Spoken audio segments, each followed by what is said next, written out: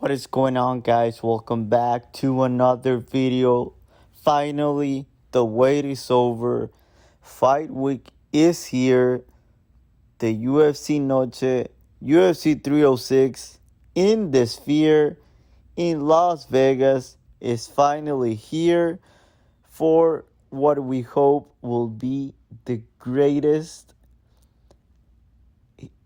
event in combat sport history, according to this man right here. Or at least that's what he wants us to believe. If you're here for the breakdowns, I will have timestamps in the description because I will yap about the card for a good minute here. So I will have timestamps in the description. You can also go and check out my latest video where I reordered all of the fights on the card. Click that pop-up on your screen so you can check it out. I'm going to start off by saying I think this personally will be a great card. Like, honestly, I know there's only 10 fights. Some people are bitching about it. I already made a video about the order. I think that's where they fucked up. I personally don't have a problem with there only being 10 fights.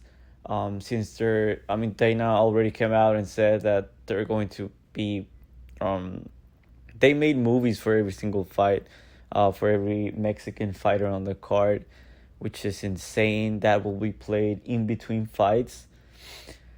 And my only fear and concern is that for us at home watching, in your room, on your couch, it's just going to be the same old UFC. And it probably will. Hence why I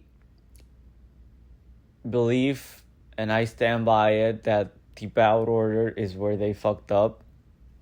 You cannot charge people $100, $120, $80 for a pay-per-view where your main card opener is Ronaldo Rodriguez, who's 1-0 in the UFC, versus an underachiever in Osbourne.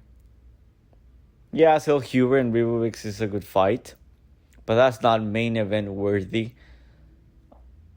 I would argue that even the Aldana Dumont fight, that should be on the main card.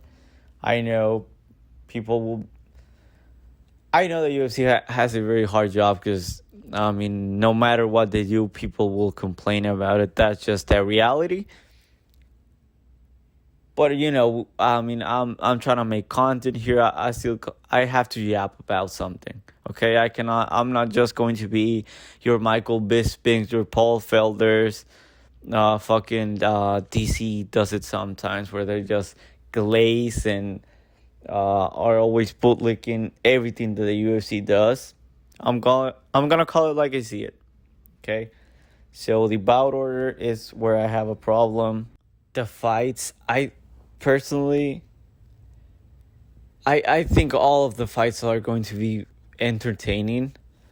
I don't see a lot of potential for duds or boring fights, hug fests. At the end of the day, they have a Mexican in pretty much every single fight but the main event.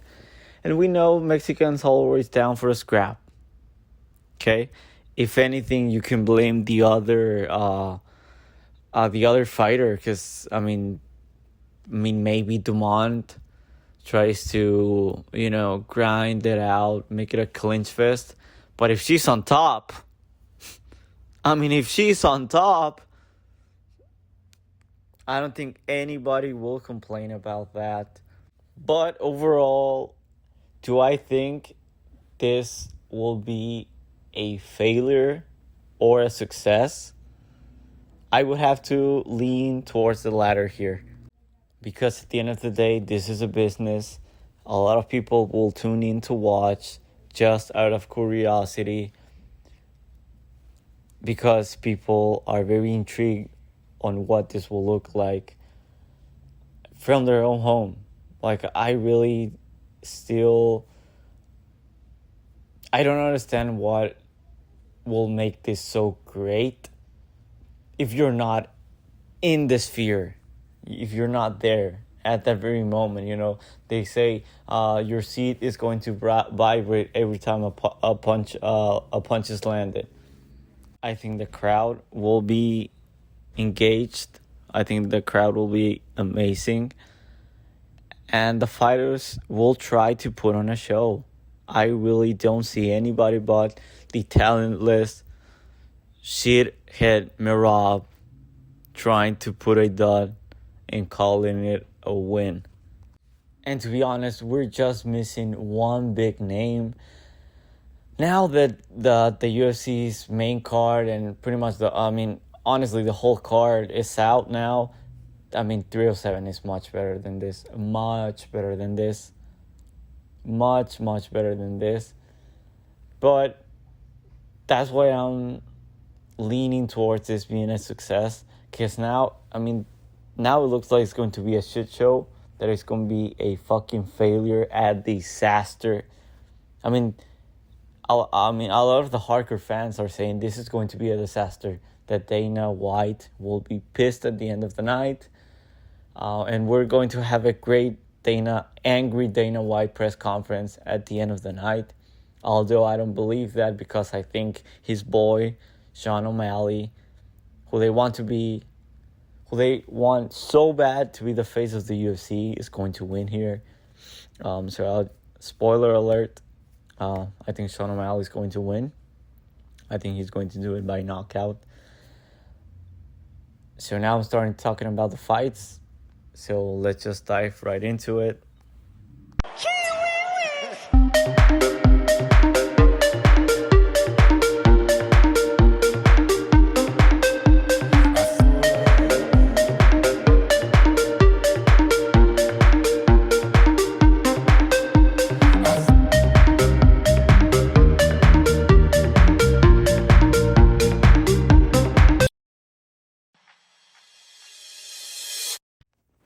Starting off the card, Raul Rosas Jr., El Niño Problema, versus Aoriqileng. This line is stupid. I don't think a 19-year-old should be minus 800 against... there's some people in bantamweight that, I would say... I would have to agree with. But Aoriqileng, he's decent. He's a striker with some pop. Although, there's no way anybody is knocking out Raul Rosas Jr. This guy has a legendary chin. Look at the size of this thing. He already has a huge head. It's not only his chin. He's Mexican, so that's a plus. Nobody's knocking out this dude until he's, old and has been through some wars. We saw that you can even submit this guy. Ricky Turcios was really trying to get that arm under that chin, but he just couldn't do it. So I don't see Aoriqileng knocking out Raul Rosas Jr. That's pretty much his only path to victory. I don't think he can win a decision, because this is one of those times where, how the UFC, when they like somebody, control time means everything. A lot of hugging and the grappling transitions. I know Raul Rosas Jr. is not a boring grappler, and he tries to take the bag, and he's a very active grappler. He's always chasing that submission. But Aoriqileng, anybody can take him down. If the wind starts blowing inside the sphere, he's falling down. You can take him down at will. I think the moment Rosas Jr. takes Aoriqileng down, he's getting this up. He's getting the submission. He's winning by submission. I think he does it in the first round. I think that's a great way to start the card. El Niño Problema. The Chairez. We love it on this channel. He's the poster boy of the channel. You know what? Let me play that intro one more time. I love that intro.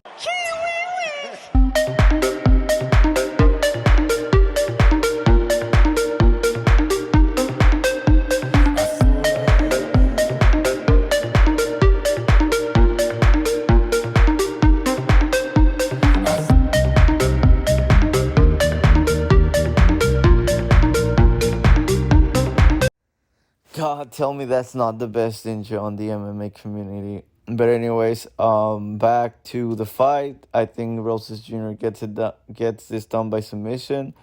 I think Dana White will love it. He's one of his boys. He pretty much gave him 100K because he asked for them on his legendary Octagon interview. On his last fight. So Raul Rosas Jr. is submitting Aoriqileng. I don't care that he's with a good gym that comes with a good game plan. That they're smart.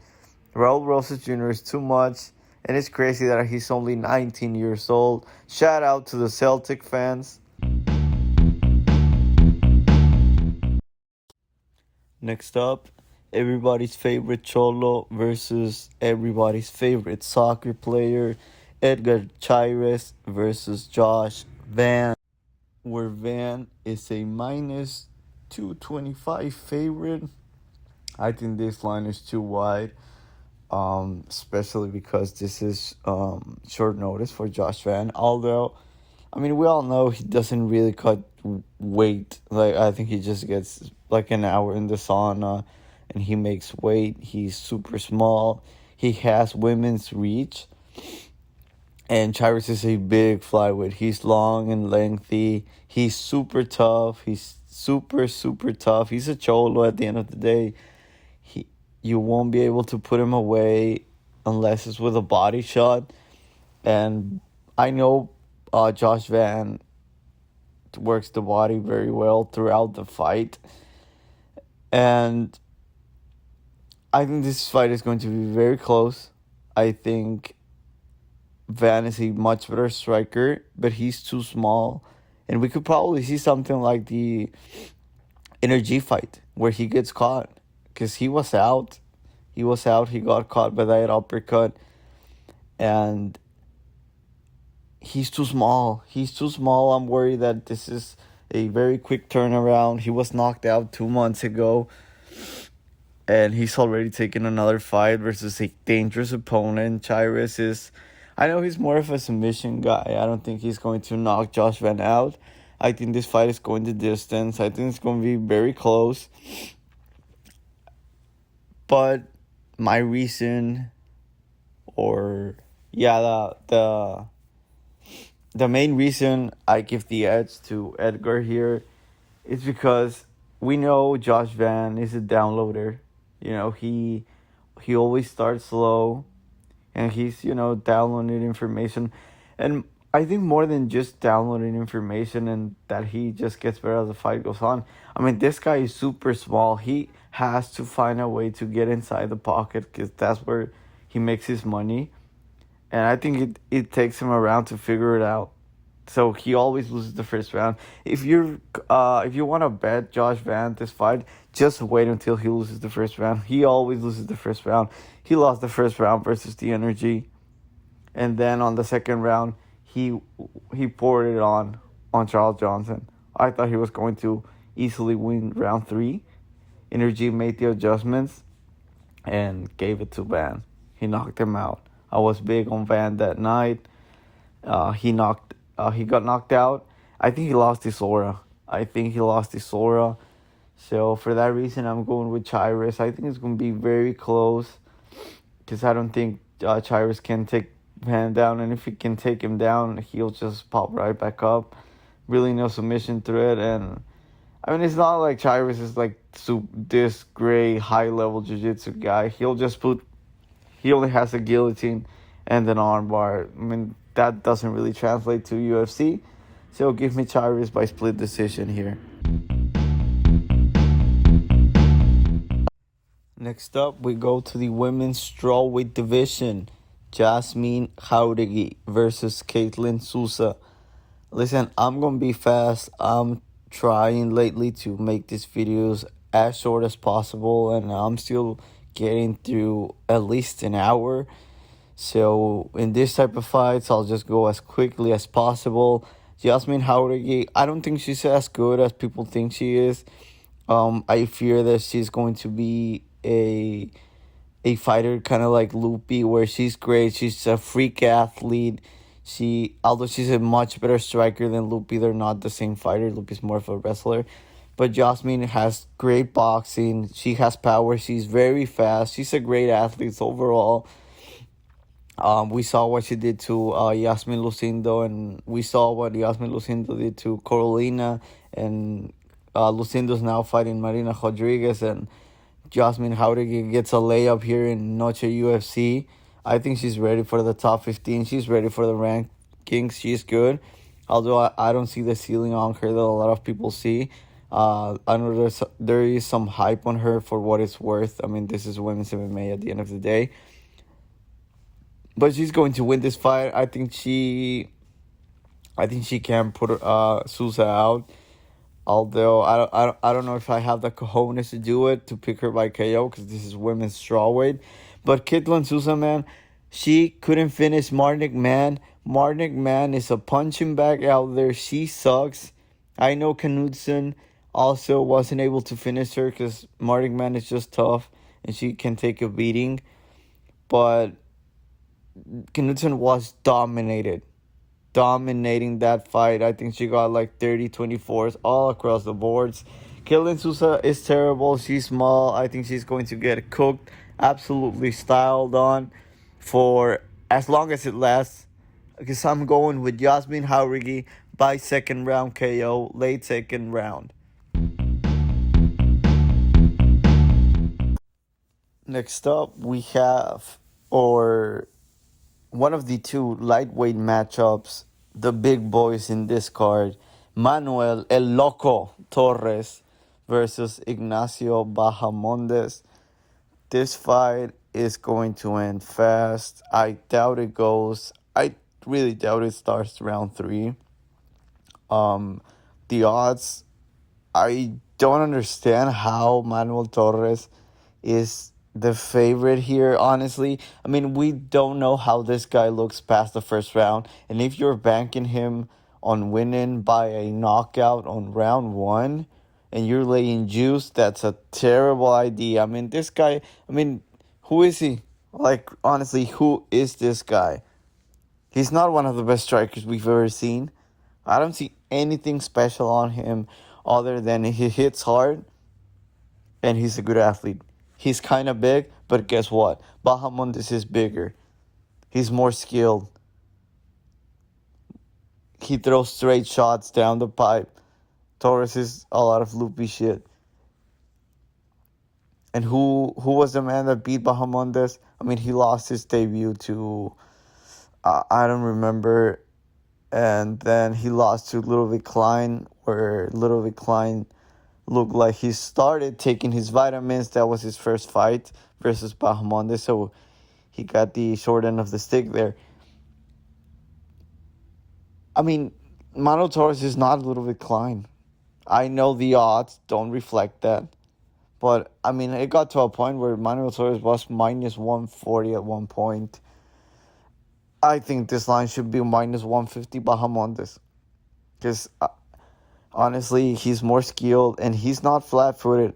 Okay, the guys that Manuel Torres has been fighting are not on the same level. They're not as big. And they're just a sitting duck for him to either take down and abuse them on the ground and pound. Maybe luck a submission. Or just straight up knock him out because the guy's big. This line, I don't understand it. And on top of all that, you still don't know how this guy will look after round 1. And you're laying juice? Man, you have to be an idiot. I know he opened up as an underdog, so, I mean, I guess as long as you're holding a ticket with plus money on this fight, I mean, you're good. Honestly, I think that's a fair thing to do. I can live with that. But at this price, I'm picking Bahamondes. Regardless, I think he's gonna knock him out. I know everybody says, and myself included, that Mexicans have, the toughest. There's some tough bastards, it's in their blood, but Bahamondes is just so good. And I know you can get to him, Bahamondes, but both of these guys, both, either Torres or Bahamondes, they've been hurt before. Chris Duncan hurt Manuel Torres with a straight shot. Guess what? Bahamondes throws 80% of the time are straight shots. So I'm going to Bahamondes here.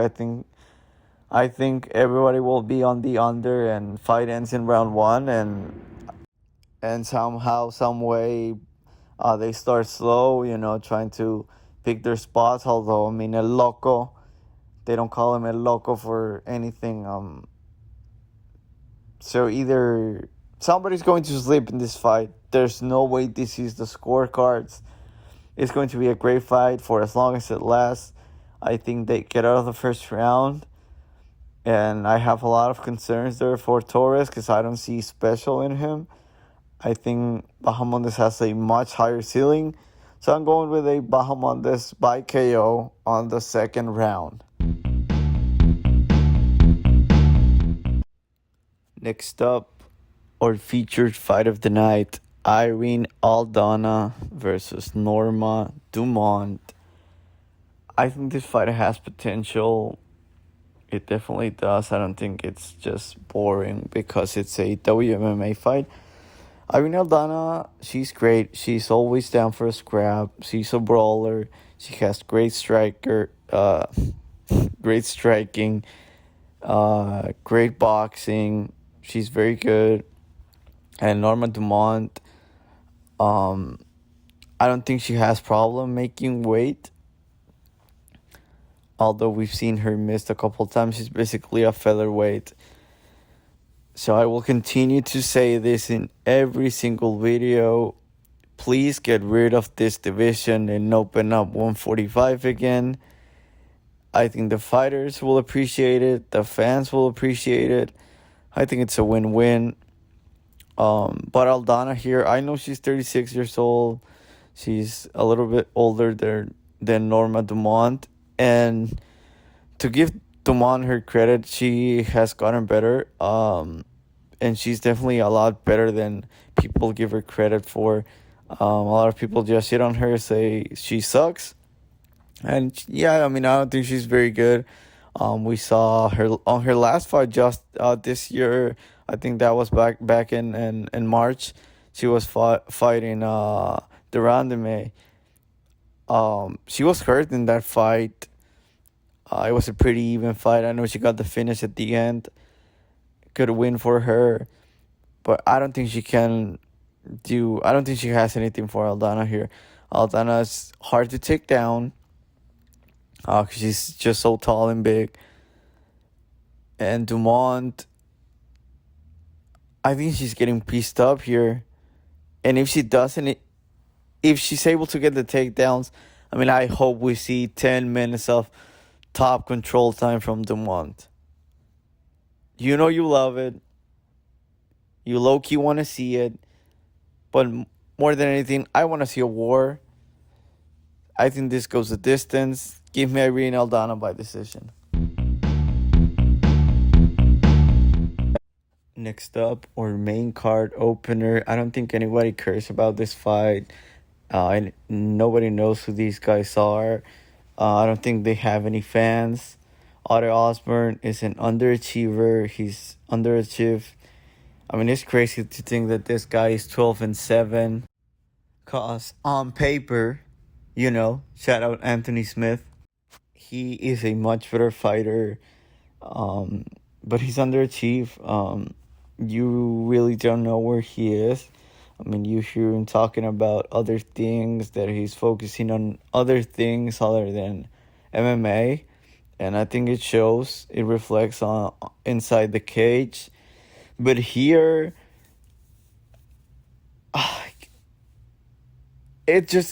Osbourne is one of those fighters where you're like, okay, this is the spot where he's going to bounce back. He has to turn around. He's so talented not to do it. He has to win. Ronaldo Rodriguez is not good. He's low volume. He's not a very good striker. As long as Ade doesn't engage in the grappling, the clinch, he should just piece him up from range. He's longer, he's bigger, he's faster. He can just get in, get out, tag him, throw 1, 2, 3, land some 2, 3, maybe 4 punch combinations, get out and move around, get on his bike. Because Ronaldo Rodriguez is low volume, and he's looking to submit you. He's a grappler, and he's very young, so maybe the lights get the best of him. I mean, I guess I agree with the line, and probably, I mean, as long as you're holding a plus money ticket on a coin flip fight, which I think it is, with all the questions about Osbourne, and he tends to underachieve drastically every time he steps in inside the octagon. So, I mean, if you're holding a plus money ticket, I don't think Osbourne will be the favorite, although we've seen some money coming on his side. You're happy with a plus money ticket on this fight. For me, I have to do it. I have to go with a more skilled, more experienced guy here. I'm worried that Osbourne is only fighting because he wants to get his name on the card, make some money to collect a paycheck, really, basically. And he's just gonna, the moment he sees he's not going to be able to put away a tough Mexican guy, he'll just fold. That's my concern here. But on paper, he should win this fight. So I'm going with Ade Osbourne by decision in our first Mexican upset. No, my bad. No, this is the second Mexican upset. I had Bahamondes beating Manuel Torres. Give me Ade Osbourne to win a close split decision.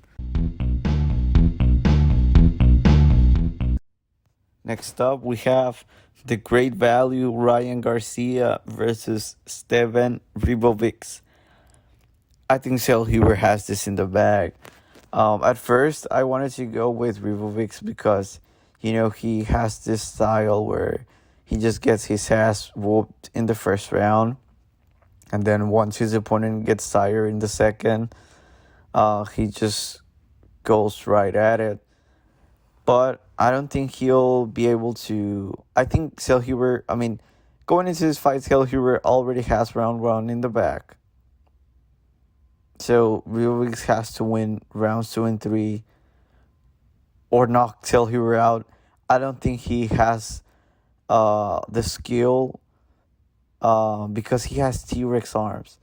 I think Zellhuber has like 8 inches off reach on Ribovics. And Ribovics is not dying. The guy has a huge blockhead, granite chin. He won't die. He's super tough. Great cardio. He's a cardio machine. But I don't think his game plan, his bread and butter is being the nail and being the hammer late. He's going to need a finish. And, unless Zellhuber absolutely death gasses in the third, which was my initial thought here, I don't see how he wins this fight. And it's Ribovics round 3 KO or bust for him. The KO looks nice, plus 500. I don't think he's good enough. If you go back and watch his fights, Terrence McKinney. And going to a decision against Kimwalla Kirk, Kimwalla Kirk is alright. Is he UFC level? Maybe, but bottom of the barrel. Zellhuber is good. he's super young. He's 25, I think he's 25 or 24. So he will just show up better and better and better. He has to show up better. Then we lost. The last time we saw him, he pieced up Prado. Prado's like the great value version of Ribovics. And, I mean, we saw what he did to Prado. I expect the same thing to happen here, honestly, because Zellhuber, I'm willing to bet my hard-earned money that he got better. And this guy's striking is so good, has good kicks, has power, straight shots, moves very well. This is Zellhuber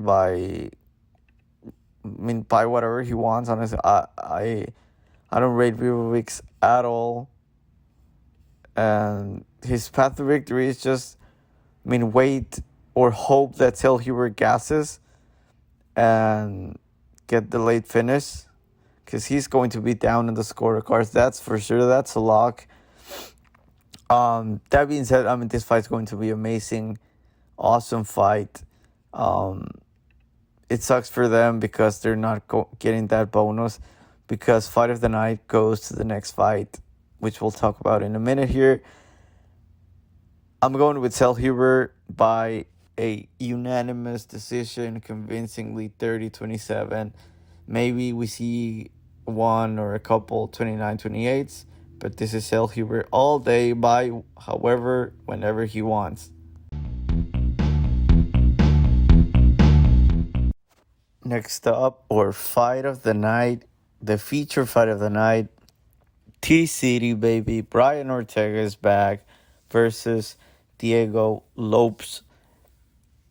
This fight got canceled on the very last minute back in 303. This was supposed to be a 5-rounder. No. It was a 3-rounder. It was a co-main event. The original co-main event. And, man, Brian Ortega, he looked terrible that week. I really wanted to pick him here. I'm a big fan of Brian Ortega, and I'm not that high on Diego Lopes. I think this is a huge step up in competition for him. I know he fought F-Lo-F before, and he's trash. So I don't rate that win. He lost, but he won, if you know what I mean. But here to City, man, he's super dangerous. This guy has a legendary chin, granite chin. Nobody can knock this guy out. You can't submit him. You can't engage in the grappling. I know Diego Lopes is good. He's very good. He's a great elite grappler, great jiu-jitsu. But Brian Ortega's better. He has more experience. He's been in there with some top dogs. Okay, Volkanovski said that this man, he was the closest to finishing Volkanovski when he was invincible. After before he fought Islam and Topuria.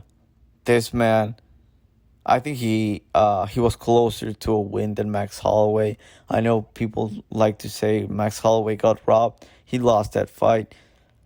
But here, man, you hear him talk, his body language.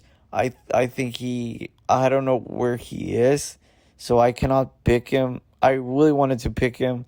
I will be rooting for him. But all that talk that, I just don't know if I can ever get to the top again in this division. I'll probably just move to 155, for permanently. And the way he looked on the scale, he had some medical issues that day. They were supposed to fight at 155 because he asked for it. Diego Lopes agreed. Kudos to him. Then, it was a crazy weekend. But again, kudos to Diego Lopes for taking that fight versus Sigue. I don't think a lot of people would have taken that fight, because it changes everything.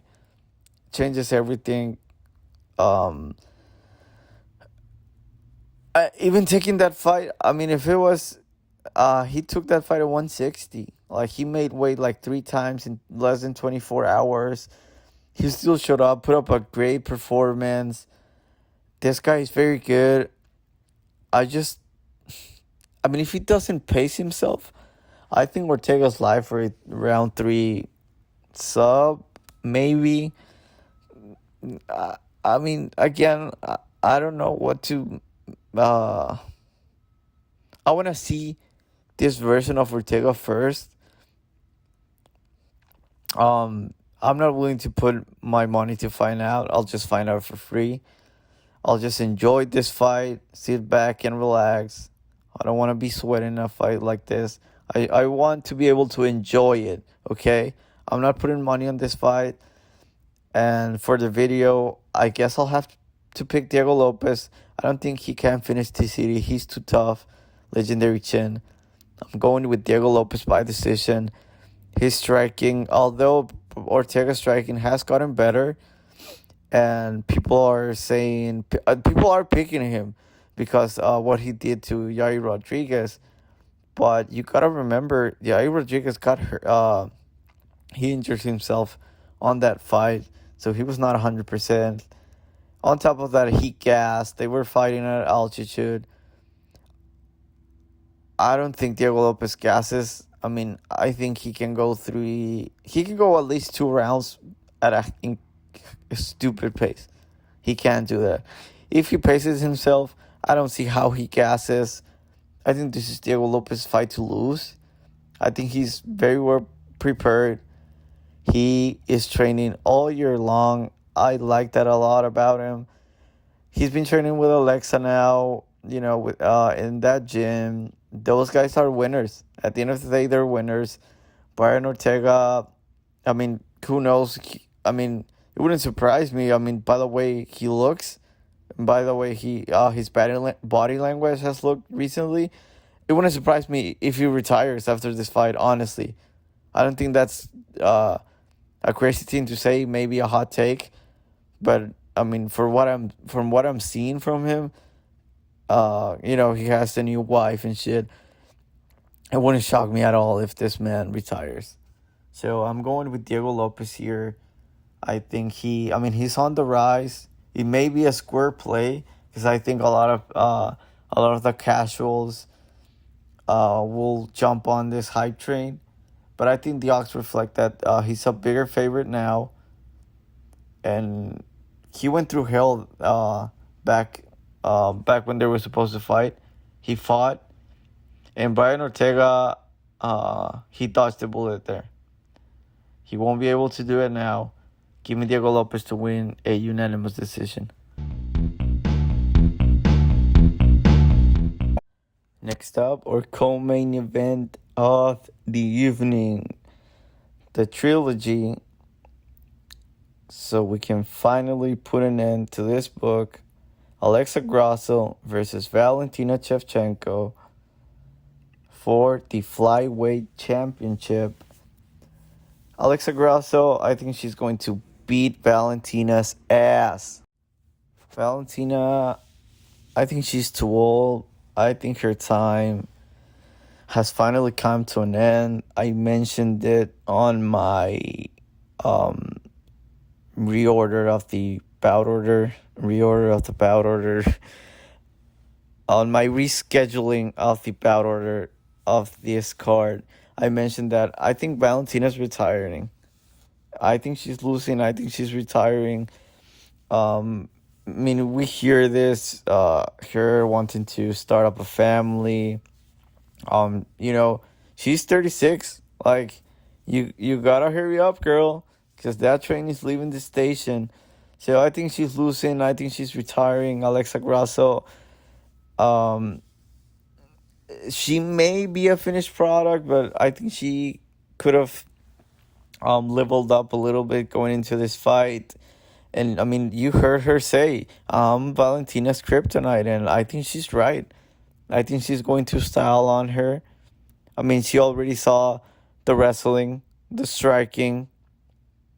Valentina, she's what she is now. She dominated the division for years. But, I mean, honestly, I mean, a lot of those title defenses were against cans. Like, Grasso is good. She has great jiu-jitsu. She is I mean, her striking has improved significantly from their first fight. On the previous fight, I thought that was Valentina's fight to lose. That was her chance. I think she's done. Like, she's done. She's cooked. Valentina's time has finally come to an end. And I'm all for it. I love Alexa Grasso. I think she's good for the sport. She has a lot of fans. Although it may be a little bit hard to understand her sometimes when she's talking. She has a good personality. She's fun. She's in that same camp as Diego Lopes. They're on the up and coming.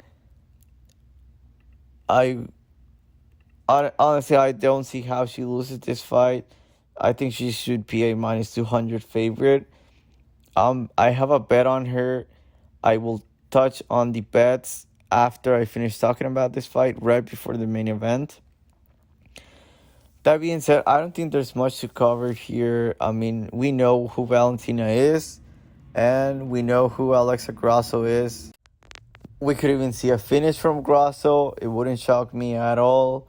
A sub. But I already picked the finish on a women's fight on this card. I don't have the cojones to do it again. I'm not as crazy as you guys may think. So I'm going with Alexa Grasso by a unanimous decision, 49-46 across the boards. This is Alexa Grasso's night. Like, this is her night. This is her arrival. Nobody thought she was going to beat Valentina on the first fight. The previous fight was controversial. That 10-8 round was very weak. Although, I mean, if you go back and watch it, you can kind of see it. So I'm glad that they will finally end this. And Grasso's going to show you she's the better fighter at this moment in their careers. She's honestly very good. She's very good. I don't think people understand how good she is. And you could say she caught Valentina on her last legs. But Valentina was fighting cans. Like, the last time she beat somebody was JJ. That was like 10 years ago. I'm obviously exaggerating there, but it was pre-COVID when she fought JJ, okay? That's what, like, at least 5 years since the last time she beat somebody good, like on an elite level. She's not winning here. I mean, that's why the line has moved towards Grasso. It wouldn't surprise me if this gets to minus 160, minus 170 by the time of the fight. That's why I have money on Grasso right now. I regret it that I didn't bet Sean Omalley at plus money. I waited too long. I also waited too long on Grasso now. Alexa Grasso by decision. Easy win. And finally, the moment you've all been waiting for. The bets. Yes, sir, I have over $2,000 on 4 bets in this card for the UFC 306 in the Sphere in Las Vegas. Merab fighting Sean Omalley for the bantamweight title. Alexa Grasso versus Shevchenko 3. I'm going with the champions here. I have a $1,000 parlay of Alexa Grasso and Sean Omalley to win their respective fights. That's my best bet here on this card. I just don't see how they lose. I know I've not previewed the Omalley fight, so I won't get into too much detail there. My second best bet, Yazmin Jauregui on the money line parlay that with Daniel Zellhuber on the money line to take it down to a nice price of minus 126. That's the odds that I have. You could probably do a little bit better now because I think the Jauregui line dropped like 30 cents. So you could probably get yourself an even better number there. I have 500 to win 400. I don't see how Jauregui loses, and Zellhuber is going to shred to pieces Esteban Ribovics. We move on. Ignacio Bahamondes. I only have $100 here. I know I should have just put Bahamondes by KO. But I don't know. There's something sketchy about this fight. Everybody says somebody's going to sleep. I know I predicted Bahamondes to win by KO. But these are always the fights that everybody's saying there's no way, no how this goes the distance. And we find a way to make it to the scorecards. Give me Bahamondes on the money line, 100 to win 100. And finally, to start the night, this will be the first bet that we have live. Raul Rosas Jr. by sub. The submission with this kid is always live. I think that's going to be a great bet throughout his career. He's only 19 years old, so we still have a lot of time left, a lot of fights to take advantage of this. This bet, I think this is a great angle here. I think he's going to submit Aoriqileng in the first round. So I'm putting, I got this at a minus 155 number. I put down $465 to win 300. And those are the bets for this card. Let me know what you think of them, if you're tailing or you are fading any of them. And if you have money on any fight on this card, let me know in the comment section down below. I would love to hear. Maybe I can tell you or fade you. Because I know, we know, everybody knows, nobody is the expert they claim to be when it comes to betting. Next up, the main event, the bantamweight champion. The fight that Merab Dvalishvili has been waiting for 10 years. He finally gets Sean Omalley, and it's for the belt. I lost Sean Omalley here. I regret not betting him when he was the underdog. I thought it was insane that he opened up as an underdog. I thought at best this was a pick and fight. For an opening line, I agree that Omalley should be the slight favorite. But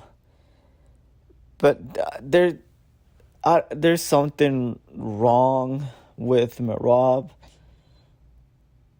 I mean, obviously there's a chance that he's just so stupid that now he has the attention of the world, the whole MMA fan base. He's the main event of the Sphere card. And he doesn't know what to do. He doesn't know how to react to it. Maybe he's dumb, posting about his cut.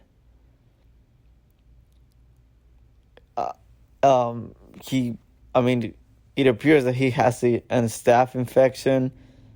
If that's if he really has a staph infection, he's done. He's toast. Like, the only thing that Merab is, like, his only skill is his cardio. That's all he has. I think he sucks. Merab Dvalishvili sucks. He is ass. Yeah, he may be a very good wrestler, but it's the pace that he wrestles. He's not very technical. Yeah, he's strong. I don't think he has very good entries. He's not super fast. Omalley's way faster. I think he's going to get clipped. We've seen Merab get hurt. I don't know if you watch The Guru, but he was talking about, I don't know if you all remember the Marlon Moraes fight.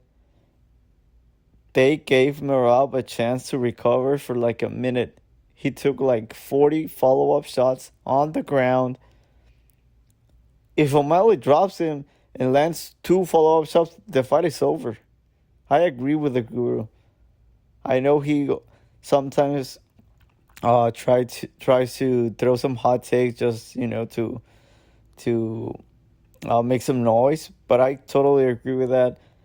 We could see an early stoppage, but I don't think we even get there because I think Omalley's gonna knock him out cold. I don't think Merab has a very good chin. He has nothing on the feet for Omalley. He doesn't even have power. Okay, like he's not fast enough. He's not good enough. He's not skilled enough. And for the takedowns, I mean, you saw Aljo, who I would say is 10 times more skilled, better grappler, wrestler than Merab. I mean, certainly more, a ton, like 10 times smarter than him. He just couldn't crack the Omalley code. Like, he waited and waited and waited. Never found the opportunity, never found the opening. Omalley just moves around a lot. All the feints. I mean, if Merab just, goes full caveman at Omalley, I think he's getting clipped with a knee. Or just like Aljo with a counter right. Merab's getting put to sleep. And let's say he gets the takedown. He has 20 minutes of control time. He's not winning this fight. Like, if he has 3 minutes of control time with a very Merab style where he doesn't really do anything, he's just stuffing takedowns. The guy has no skill. He sucks. He looks terrible. He sucks more than Dricus. Like, he's a terrible fighter. Horrible fighter. Not only Dana's going to be rolling in his face, angry, if for some miraculous reason he wins this fight, which I frankly don't see it. I'm going to be pissed if a guy like Merab, who's clearly the guy never forgets to take his vitamins, if you know what I mean. If a guy like that with zero skill, just cardio, is the champion, I mean, that really hurts the product of MMA, the UFC.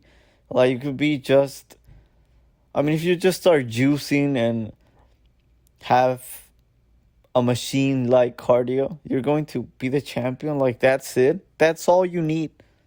I'm not saying Merab doesn't work hard. I know he does. We've seen his videos. The guy's very weird. But come on, like, Omalley, he's actually good. He's a very good boxer. Great, super clean. I don't think we've seen anything like this before. He has power. And he's going to look like a fucking giant out there versus Merab. I think he's gonna knock Merab out. Merab probably has a staph infection going on with him. So that alone, totally diminishes what he does. And on top of that, we know that every close round is going to Omalley. Okay, it is what it is. But I prefer that. I think he's a more respectable champion than a guy like Merab. And for Merab, I really feel bad for him because the guy has been waiting for this for like 10 years. He's been fighting contenders left and right. He's beating everybody. And now he finally gets his chance. And it appears that he has a staph infection. Like, that sucks for the guy. And there's, just like Bilal, if Bilal would have lost that fight, there's no way in hell the UFC would have gave him a title shot again. Like, never, ever. And it's the same with a guy like Merab. This is his chance. The guy probably has a staph infection. It sucks for him. But I think it's good. I would hate it. Could you imagine Belal Muhammad, Merab Dvalishvili, and Dricus du Plessis as champions? And let's not forget, there's that clown show that John Jones has going on at heavyweight. You still have Pantoja, a bona fide hugger. I mean, if Pantoja didn't have a granite chin, he wouldn't even be in the UFC. Like, his striking sucks. And he has good grappling. Probably elite level grappling, but that's it. He's super small. Like, these champions that we currently have, if we take out Omalley and put in a guy like Merab, I mean, the UFC... If Merab wins, the UFC is on a decline, and this product, the MMA, is done. Like, if Merab wins, there's like the UFC already peaked, and it's going downhill from now on. If Merab wins, I believe that, because I mean the only real good fighters that we still have are Topuria, Islam, and Pereira. Like, everybody else sucks balls. I mean, we still have Tom Aspinall. He's very good. I guess I forgot about him, but you know how I feel about heavyweights. So for the love of God, I'm praying, I'm hoping that Omalley knocks Merab out. And not only because for my love of the sport, but I have $1,000 on him. So that's very important to me. I cannot afford to lose. I cannot afford to lose another bet. Last week, lost about $600. I mean, it is what it is. I expect to do a lot better here.